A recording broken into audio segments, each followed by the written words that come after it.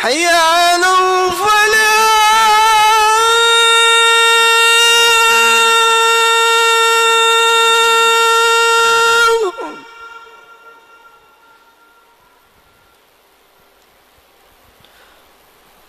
حي على الفلاح.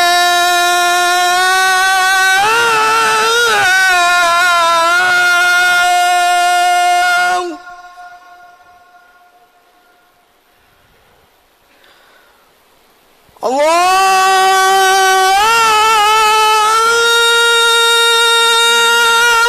أكبر الله أكبر.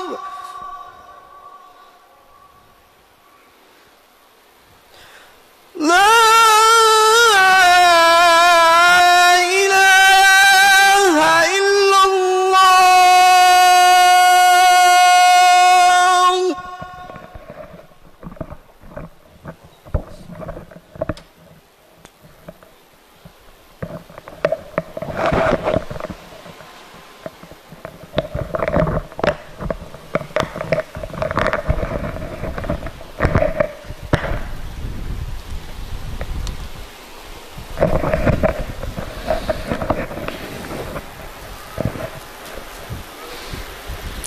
الحمد لله نحمده ونستعينه ونستغفره ونؤمن به ونتوكل عليه ونعوذ بالله من شرور أنفسنا ومن سيئات أعمالنا من يهده الله فلا مضل له ومن يضلل فلا هادي له وأشهد أن لا إله إلا الله وأشهد أن محمدا عبده ورسوله صلى الله عليه وسلم.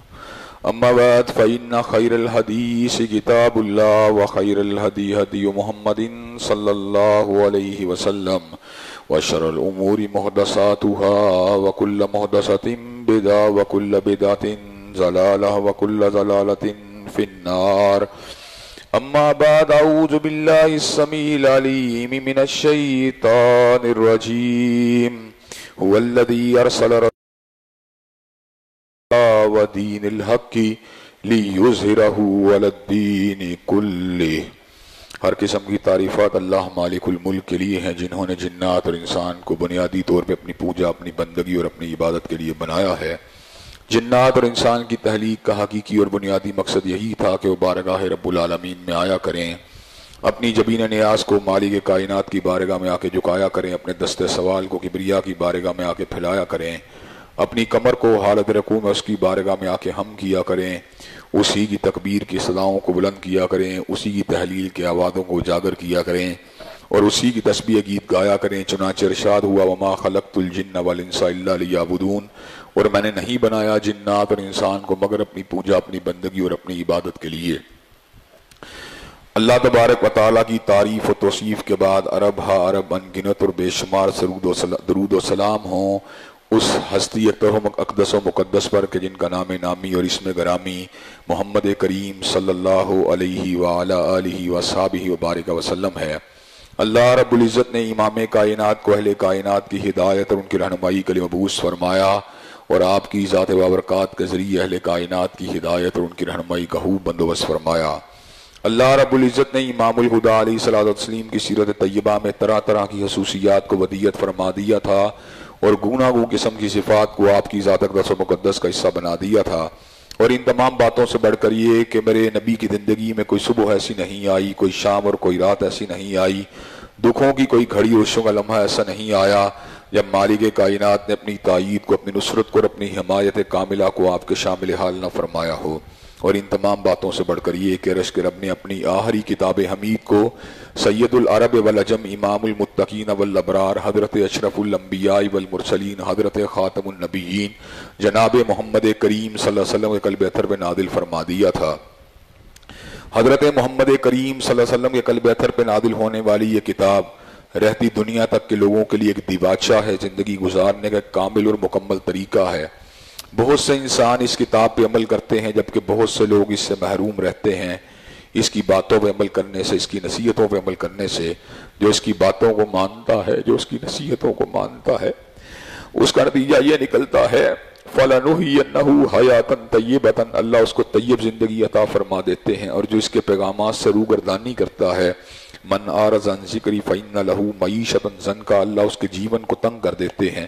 ونحشرہ یوم القیامت، اور قیامت کو اس کو اندھا کر دیں گے. وہ کہے گا ربی لما حشرتنی اعمی وقد کنت بصیرا، کہ اللہ تعالیٰ تو نے مجھے اندھا کر دیا جبکہ میں تو دیکھنے والا ہوتا تھا. اللہ تبارک و تعالیٰ فرمائیں گے کذالک تتلک آیاتنا فنسیتها وکذالک اليوم تنسی، میں نے تجھے اپنی آیات دی تھی لیکن تو نے میری آیات کو بلا دیا، چنانچہ آج کے دن میں نے بھی تجھے بلا دیا ہے. حضرات گرامی قدر، یہ کتاب کیا ہے؟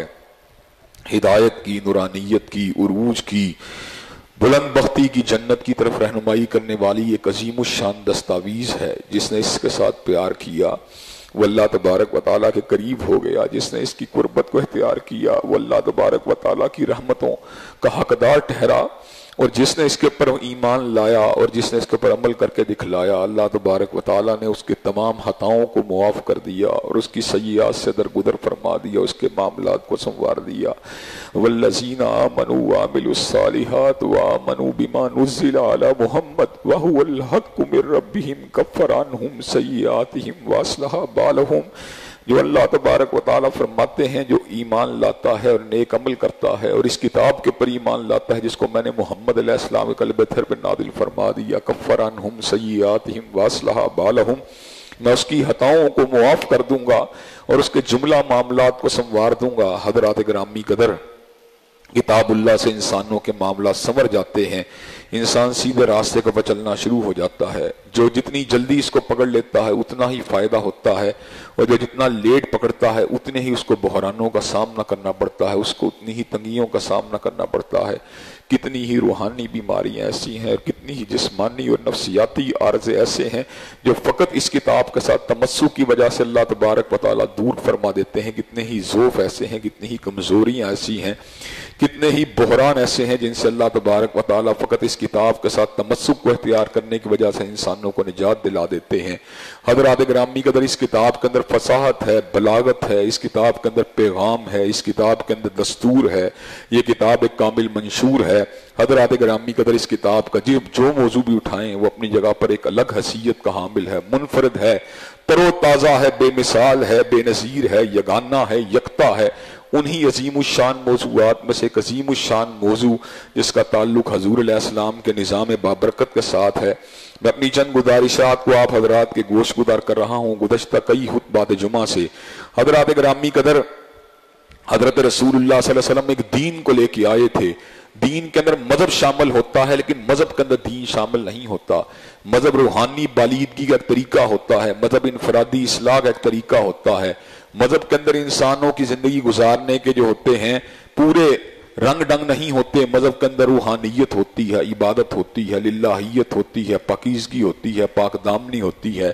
لیکن دین جو ہوتا ہے وہ پوری کی پوری زندگی پہ چھایا ہوا ہوتا ہے، پوری زندگی کے ہر سفیر کو اس نے ڈومینیٹ کیا ہوتا ہے. اس میں تجارت بھی ہوتی ہے، اس کے اندر معاملات بھی ہوتے ہیں، رہن سہن بھی ہوتا ہے، شادی بیاہ بھی ہوتا ہے، طلاق اور نکاح کے طریقہ ہے کار بھی ہوتے ہیں، اس کے اندر سیاست بھی ہوتی ہے، ریاست بھی ہوتی ہے. حضرات گرامی قدر، مسلمانوں کی بڑی بدبختی ہے کہ انہوں نے دین کامل کو فقط مذہب کی حیثیت سے دیکھا اور جو دین کامل کا صحیح تصور اور کامل تصور تھا اس کو نظر انداز کر دیا. انہوں نے اس کو فرد کی اصلاح کا ذریعہ تو بنا لیا لیکن جو جمی معاشرہ تھا، جمی سماج تھا اور جمی ریاست تھی، اس کی اصلاح کے حوالے سے جو دین کی تعلیمات تھی ان کو یکسر نظر انداز کر دیا. حضرات گرامی قدر، جبکہ حضور علیہ السلام فقط فرد کی اصلاح کے لیے نہیں آئے تھے بلکہ آپ نے سماج، ریاست اور معاشرت کی اس انداز میں اصلاح کی تھی جس کا تصور آج سے پہلے مفقود تھا، جس کا تصور موجود ہی نہیں تھا. حضرات گرامی قدر، حتیٰ کہ مائیکل ہارٹ کو یہ بات کہنی پڑی، he was the only man in the human history who was supremely successful in both secular and religious phases of life. وہ کائنات کا وہ واحد رہنما ہے جو دنیا روحانیت کا امام بن کے نہیں آیا بلکہ دنیا ریاست کا بھی امام ہے، جو فرد کا امام بن کے نہیں آیا بلکہ سماج اور معاشرے کا بھی امام ہے، جو فقط نظریات کا امام بن کے نہیں آیا بلکہ عملی دنیا کا بھی امام ہے. جو فقط عبادات کا امام بن کے نہیں آیا بلکہ جملہ معاملات کا بھی امام ہے. He was the only man in the human history. کائنات کی تاریخ مدت مدید تک اس کی منتظر رہی. مادت الدہور وما اتینا بمثلہ، مدتیں لوگ اس کا انتظار کرتے رہے. وَلَقَدْ أَتَىٰ فَعَجَزْنَا عَن نُزَرَائِهِ، اور جب وہ آ گیا تو اس بات کا اعلان کر دیا گیا کہ اب اس کی نظیر کبھی نہیں آ سکتی، اب اس کی مثال کبھی نہیں آ سکتی، اب اس جیسا شاہسوار کبھی نہیں آ سکتا. کائنات کے اندر بیٹے تو آئیں گے لیکن آمنہ کا لال کبھی نہیں آ سکتا.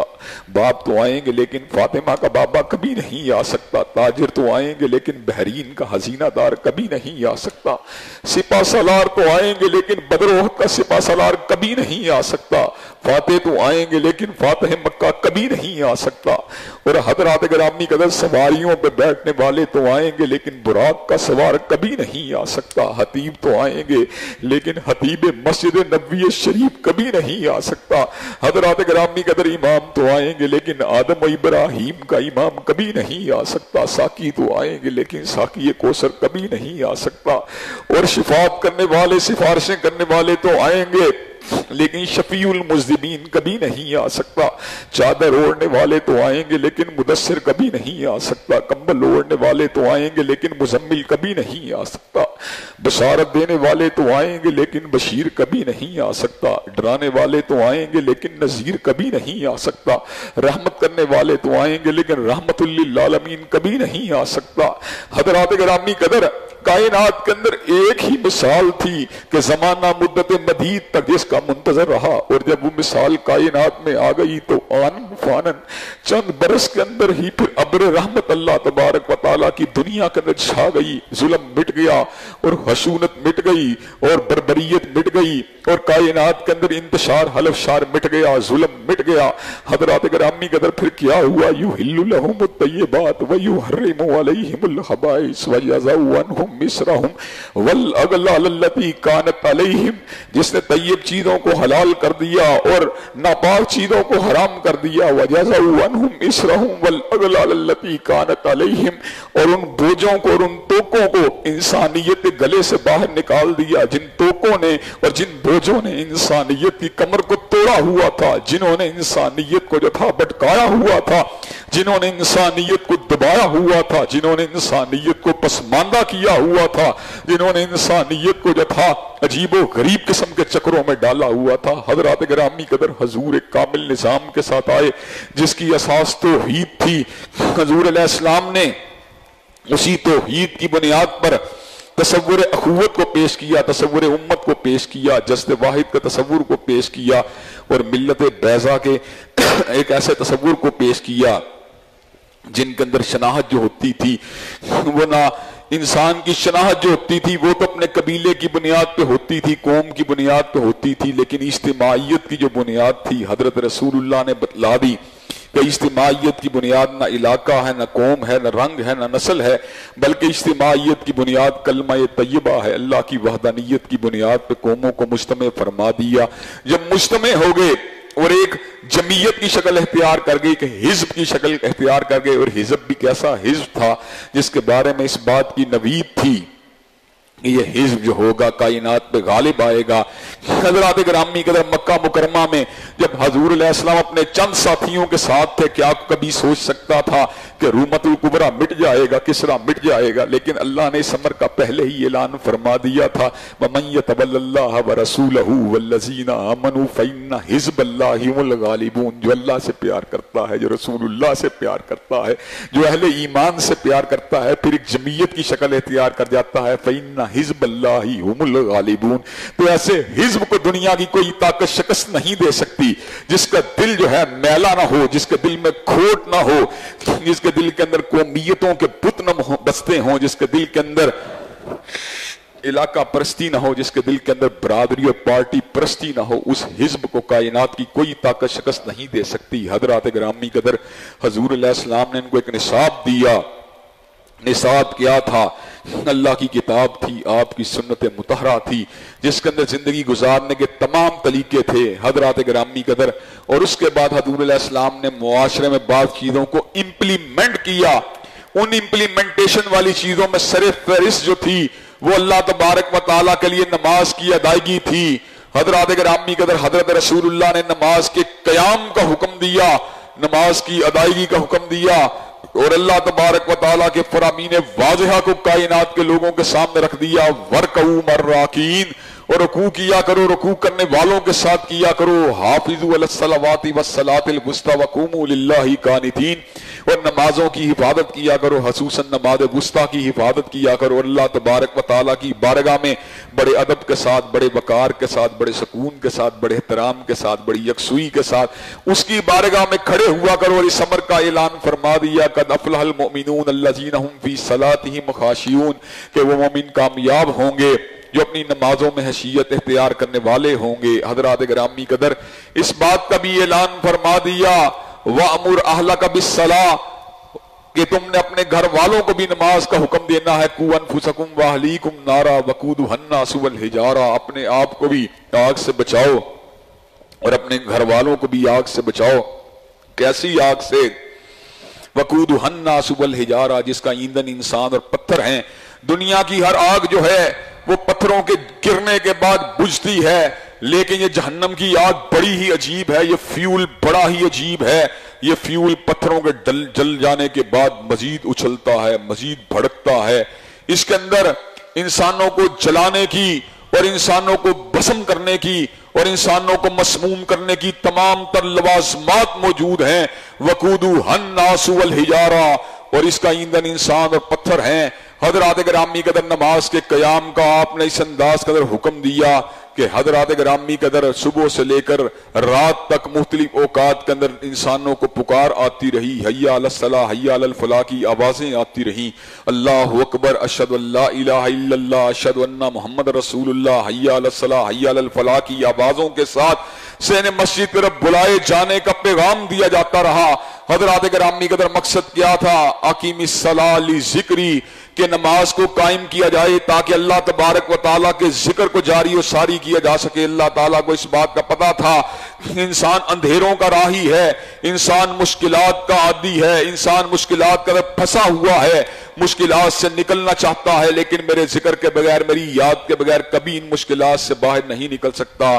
یا ایھا الذین آمنوا اذکروا اللہ ذکرا کثیرا وسبحوہ بکرۃ واصیلا، اے ایمان والو اللہ تعالیٰ کا کثرت سے ذکر کیا کرو اور صبح و شام اس کی تسبیح کو بیان کیا کرو۔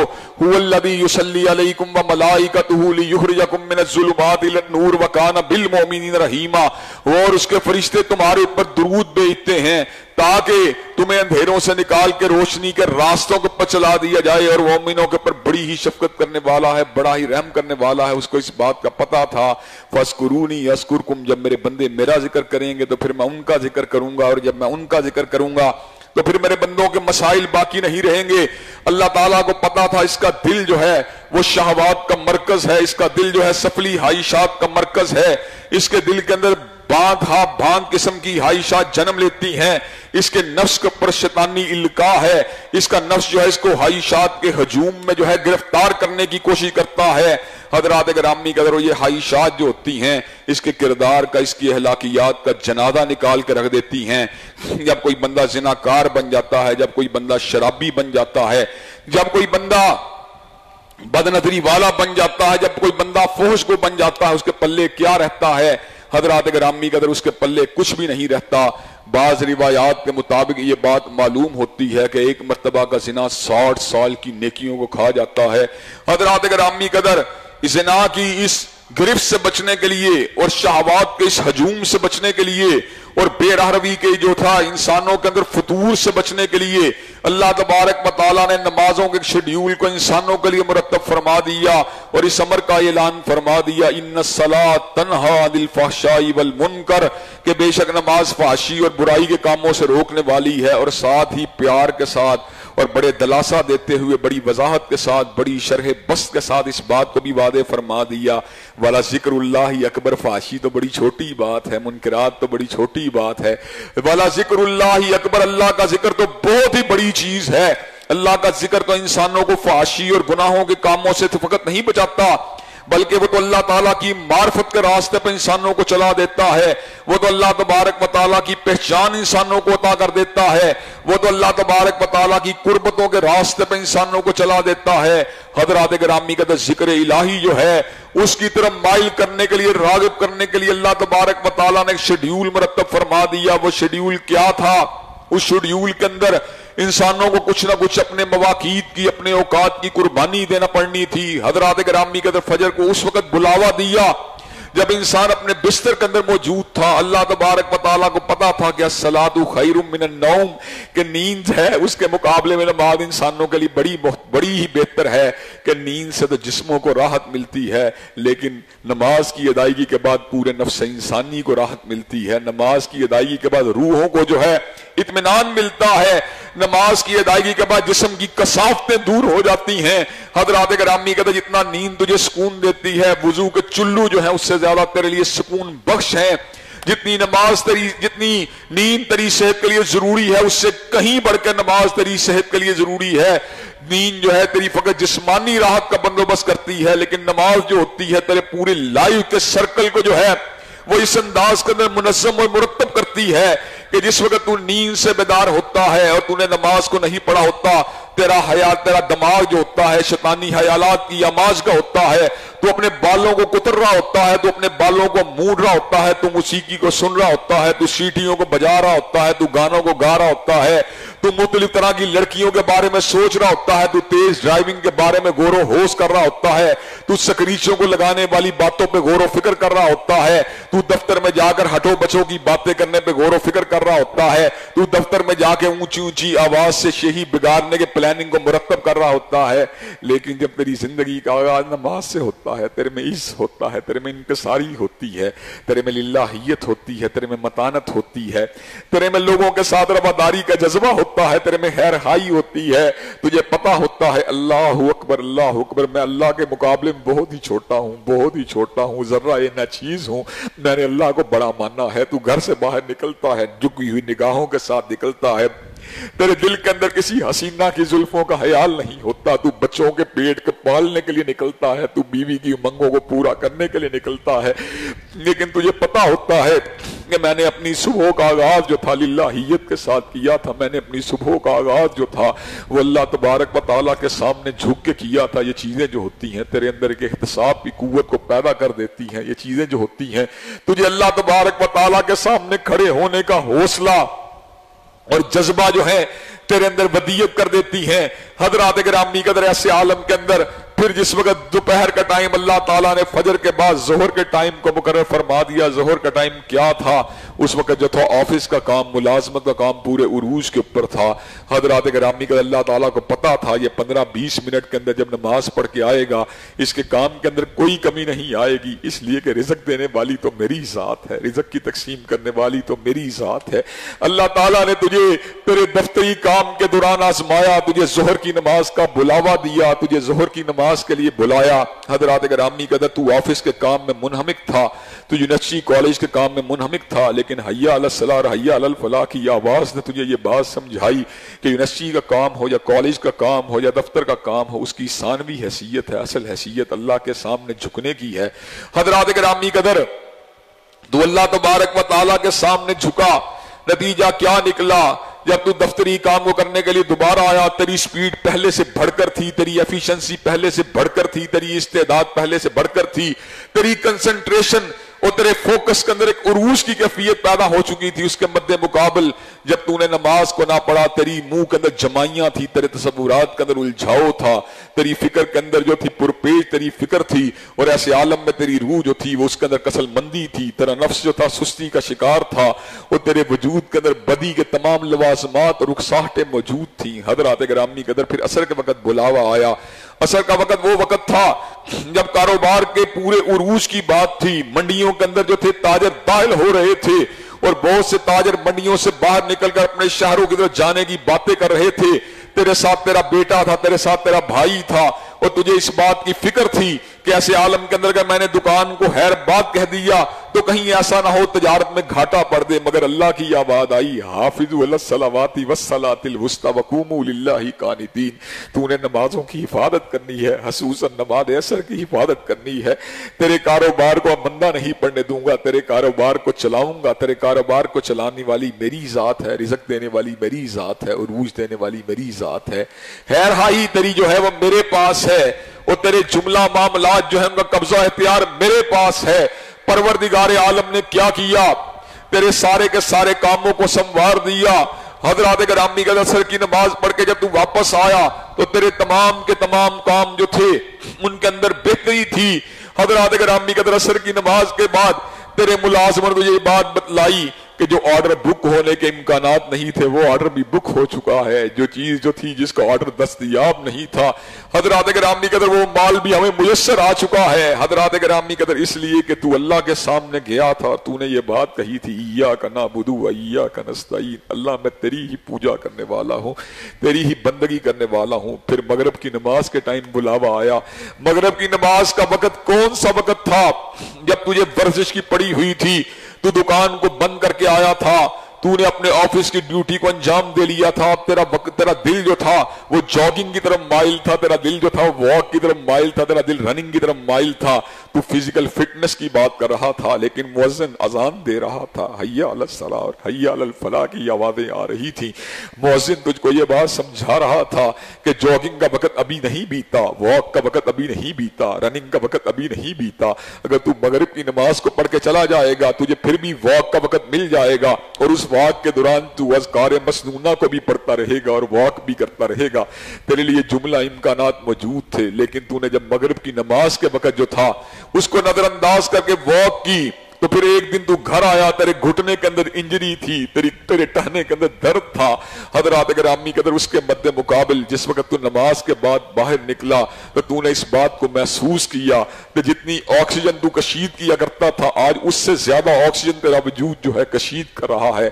مغرب کی نماز نے تجھے ایک نئی روحانی کیفیت دی، تجھے ایک نئی روحانی طاقت دی، تیرے وجود کو محافظت دی۔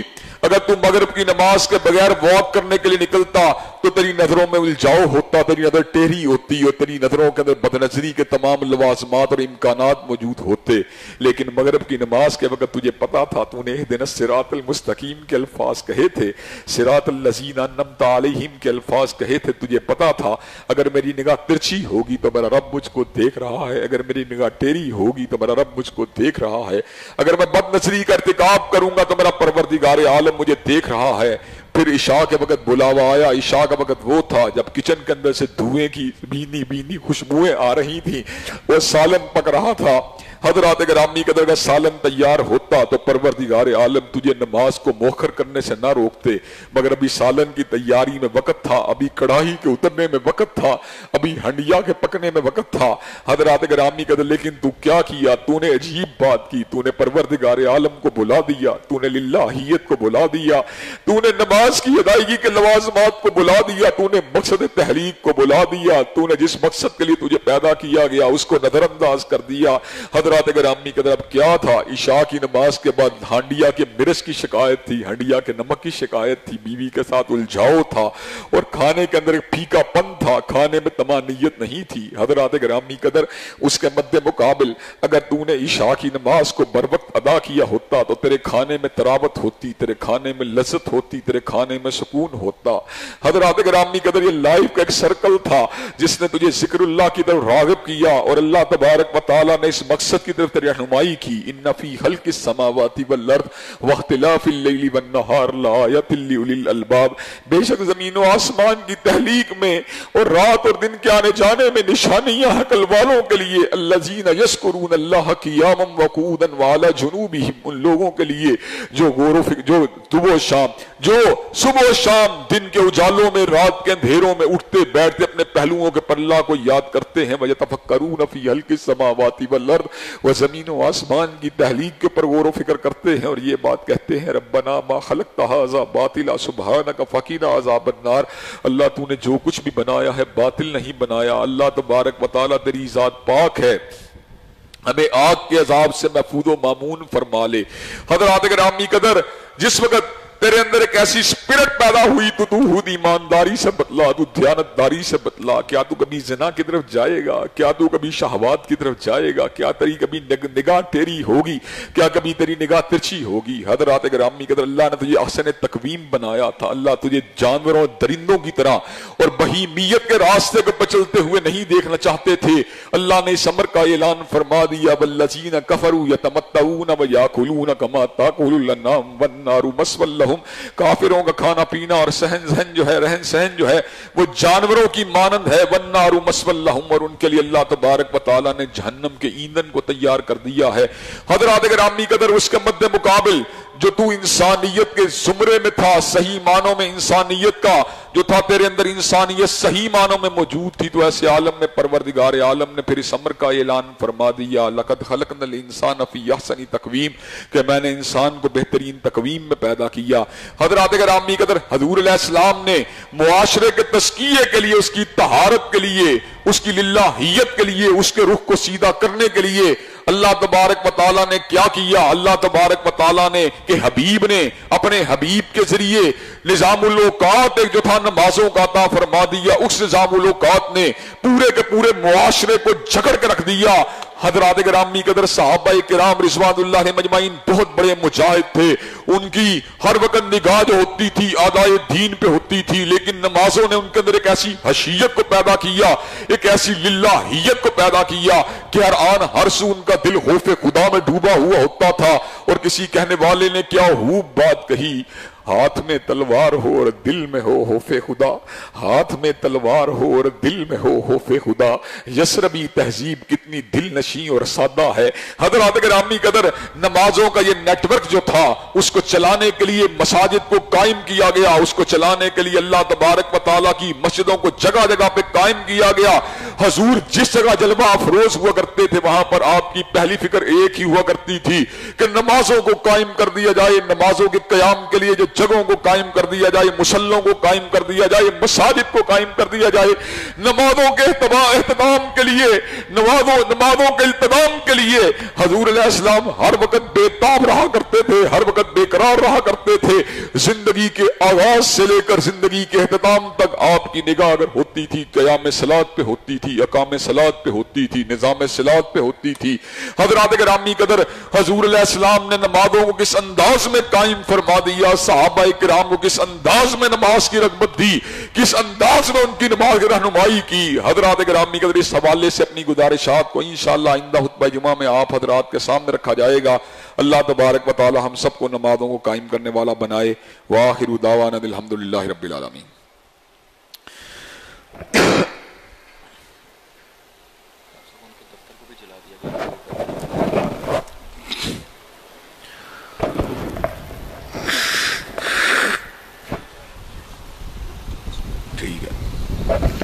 الحمدللہ نحمده ونستعینه ونستغفره ونؤمن به ونتوکل علیہ ونعوذ باللہ من شرور انفسنا ومن سیئات اعمالنا. من يهد الله فلا مضل له ومن يضلل فلا هادي له واشهد ان لا اله الا الله واشهد ان محمدا عبده ورسوله. اما بعد فان خير الحديث كتاب الله وخير الهدي هدي محمد صلى الله عليه وسلم وشر الامور محدثاتها وكل محدثة بدعة وكل بدعة ضلالة وكل ضلالة في النار. حضرات گرامی قدر، حضرت رسول اللہ صلی اللہ علیہ وسلم نے ایک نظام کو قائم کیا جس کی بنیاد عقیدہ توحید تھا. آپ نے اس عقیدہ توحید کی بنیاد پر تصور امت کو پیش کیا اور مومنوں کے دلوں کو توحید کی بنیاد کے اوپر آپس میں جوڑ دیا. انما المومنون اخوہ، مومن آپس میں بھائی بھائی بن گئے. ایسا بھائی چارہ ان کے درمیان استوار ہو گیا جس کا تصور بھی کائنات کے اندر اس سے پہلے موجود نہیں تھا. حضرات گرامی قدر، حضرت رسول اللہ نے ان کے درمیان بھائی چارے کو قائم کرنے کے بعد، ایک جمعیت کو بنانے کے بعد، ایک اجتماع اکٹھا کرنے کے بعد ان کو ایک نصاب تعلیم دیا، اللہ کے قرآن کی تعلیم، اور اس کے بعد حکمت یعنی حدیث پاک کی تعلیم دی، اور اس کے ساتھ پھر ان کی پاکیزگی کے عمل کو شروع کیا. پہلی بات کتاب کی طرف ان کی رہنمائی کی، دوسری بات حکمت کی طرف ان کی رہنمائی کی، تیسری بات ان کی پاکیزگی کا پھر جو تھا ایک شیڈیول مرتب کیا. اس پاکیزگی کے شیڈیول میں دو بنیادی عبادات نے کلیدی کردار ادا کیا، اگرچہ دیگر عبادات بھی تھی جن کا ضمنی طور پر انشاءاللہ میں آپ کے سامنے ذکر کروں گا، لیکن دو کلیدی عبادات نے اس مسئلے کے اندر کلیدی کردار ادا کیا. ایک عبادت تھی نماز. جس کا مقصد یہ تھا انسان کے دل کو پاک کر دیا جائے، اس کو پوتر بنا دیا جائے، اس کی آنکھوں کو پاک کر دیا جائے، اس کے کانوں کو پاک کر دیا جائے. اور حضرات گرامی قدر اس کے مد مقابل دوسری چیز تھی زکوٰۃ، جس کا مقصد یہ تھا ان کے مال کو پاک کر دیا جائے، ان کی تجارت کو پاک کر دیا جائے، ان کے اسباب کو پاک کر دیا جائے. چنانچہ حضرت رسول اللہ صلی اللہ علیہ وسلم نے اس اعتبار سے انسانوں کی تطہیر کے فریضے کو بہت بطریق احسن انجام دیا. حضرات گرامی قدر اس کے بعد تطہیر کے عمل کو مکمل کرنے کے بعد پھر آپ نے معاشرے کی اصلاح کے لیے سزاؤں کو قائم کیا. یہ تمام باتیں جو تھی انشاءاللہ سٹیپ بائی سٹیپ جو ہیں میں آپ حضرات کے گوش گزار کر رہا ہوں، اور یہ بات اللہ وجہ البصیرت آپ حضرات کے سامنے کہہ دینا چاہتا ہوں کہ اللہ کے فضل و کرم سے اس ملک کو امن نہیں مل سکتا، چین نہیں مل سکتا جب تک نظام مصطفیٰ نہیں آئے گا. اس ملک کو امن ملے گا، چین ملے گا، لیکن کس کے ساتھ ملے گا؟ نظام مصطفیٰ کے ساتھ ملے گا. حضرات گرامی قدر ہر دور کے علماء تحریک انصاف کے ساتھ، مسلم لیگ کے ساتھ، پیپل پارٹی کے ساتھ بھی ہوتے ہیں، ہماری جمعیت کے اندر بھی یہ رجحانات موجود ہیں، لیکن آپ کو اس بات کا پتہ ہے میرا طرز عمل بالکل آپ کے سامنے واضح ہے. میں نے جب بھی بات کی ہے اللہ کی وحدانیت کی بات کی ہے، حضرت رسول اللہ کے نظام کی بات کی ہے، اور اس مسئلے کے اندر میں ہچکچاتا نہیں، نہ اس مسئلے کے اندر نا امید ہوں. مجھے اس بات کا یقین ہے ایک دن آئے گا جب انشاءاللہ انسانیت کا جو ہے رخ جو ہے وہ انشاءاللہ نظام مصطفیٰ کی طرف ہو جائے گا، اور جب ہو جائے گا تو پھر سارے کے سارے معاملات بھی سمجھ جائیں گے. حضرات گرامی قدر اس کے ساتھ ساتھ ایک دو باتیں لا قانونیت کے حوالے سے اور ایک بات مرزا جہلمی کی ذلت کے حوالے سے آپ حضرات کے گوش گزار کر دینا چاہتا ہوں. ہمارے دوست ہیں قاری خلیل الرحمان صاحب آج بھی یہاں پر موجود ہیں، ان کے بیٹے کو شہید کیا گیا آپ کو یاد ہے، اور بیٹے کو بدکرداری کے بعد شہید کرنے کی ناپاک جسارت کی گئی. لیکن افسوس کی بات یہ ہے لوئر کورٹ سے جو ہے انصاف نہیں ملا، چین نہیں ملا، امن نہیں ملا. حضرات گرامی قدر ہماری ہمدردیاں اپنے بھائی قاری خلیل الرحمان کے ساتھ ہیں، ہماری نیک تمنائیں بھی اپنے بھائی کے ساتھ ہیں. انشاءاللہ ہم ان کے کیس کو فائٹ کریں گے، ہائی کورٹ میں فائٹ کریں گے، سپریم کورٹ میں فائٹ کریں گے، اور اللہ تعالیٰ کے فضل و کرم سے اس وقت تک چین سے نہیں بیٹھیں گے جس وقت قاری خلیل الرحمان کو انصاف نہیں مل جاتا. حضرات گرامی قدر کیا ہے justice delayed is justice denied. جس وقت انصاف کو مؤخر کر دیا جاتا ہے پھر انصاف جو ہے عدم دستیابی کے راستے کو بچل نکلتا ہے. حضرات گرامی قدر لا قانونیت کی انتہا دیکھیے، انتہائی پرامن لوگ، انتہائی شریف لوگ ہمارے بھائی ذیشان اور فہد، ان کے جناب والا ایک دفتر کو جناب والا جہلم کے قریب جو تھا ان کے دفتر کو ایک ہاؤسنگ سوسائٹی کے اندر آگ لگا دی گئی، 1 کروڑ روپیہ چرا لیا گیا، اور بے بسی کی تصویر بنے ہوئے ہیں. کوئی ان کا پرسان حال نہیں، کوئی ان کی سنوائی نہیں. میں اس موقع پہ حکام بالا سے اس بات کا مطالبہ کرنا چاہتا ہوں کہ HR اسٹیٹ کو چلانے والے ہمارے بھائی فہد اور ذیشان کے ساتھ ہونے والی اس بہیمانہ کارروائی کے اوپر جو ہے حکومت وقت جو ہے نوٹس لے اور ہمارے بھائیوں کا انصاف فراہم کیا جائے اور ان کے ساتھ جو ہے انصاف والا اور عدل والا معاملہ کیا جائے. حضرات گرامی قدر اس کے ساتھ ساتھ میں اس موقع کے اوپر آپ کے سامنے اس بات کو بھی رکھنا چاہتا ہوں، مرزا علی الجہلمی جو کہ بدنام زمانہ، رسوائے زمانہ، دشمن صحابہ اور صحابہ کرام رضوان اللہ علیہ مجمعین کی تنقیص کرنے والا، ان پہ تبرہ کرنے والا، خصوصاً حضرت امیر معاویہ اور حضرت ابو سفیان رضی اللہ عنہما کے بارے میں ہر وقت ہرزہ سرائی اور بکواسیات کرنے والا. حضرات گرامی قدر ہم نے بھی اس کو مباہلے کا چیلنج دیا لیکن سامنے نہیں آیا. کچھ دن پہلے جناب والا وہ کراچی سے تعلق رکھنے والے مفتی صاحب جو ہیں ان کے ساتھ بھی اس قسم کی باتیں کرتا رہا کہ جناب مفتی کے اندر جرت ہے میرے سامنے آئے، اور یہ بات کہیں قیامت کے دن تک نہیں آئے گا. مفتی صاحب جو تھے اگرچہ مسلک ان کا اپنی جگہ پر ہے لیکن صحابہ کرام کی محبت کے اندر نکلے، جناب امیر معاویہ رضی اللہ تعالیٰ عنہ کے دفاع کے لیے نکلے اور حضرت ابو سفیان رضی اللہ تعالیٰ عنہ کے دفاع کے لیے نکلے. حضرات گرامی قدر کیا ہوا، مرزا جہلمی کے شہر میں جا کر 48 گھنٹے تک بیٹھے رہے لیکن مرزا سامنے نہیں آیا. قیامت کی دیواروں تک بات کرنے والا مرزا اپنے غار کے اندر، اپنی کھڈ کے اندر چھپ گیا. حضرات گرامی قدر اس میں اتنی ہمت نہیں تھی کہ سامنے آ سکتا. حضرات گرامی قدر اس قسم کے بے ایمان، اس قسم کے بد عقیدہ، اس قسم کے بدبخت، اس قسم کے ظالم اور اس قسم کے انسانوں کے ایمانوں سے کھلواڑ کرنے والے فتنے جو ہوتے ہیں ان کا مقدر ذلت ہوتا ہے، رسوائی ہوتی ہے، ہزیمت ہوتی ہے، ذلت ہوتی ہے. انشاءاللہ مرزا جہلمی جیسے تمام لوگ ذلت کے گڑھے کے اندر گر جائیں گے اور نام اگر باقی رہے گا صحابہ کرام کا باقی رہے گا.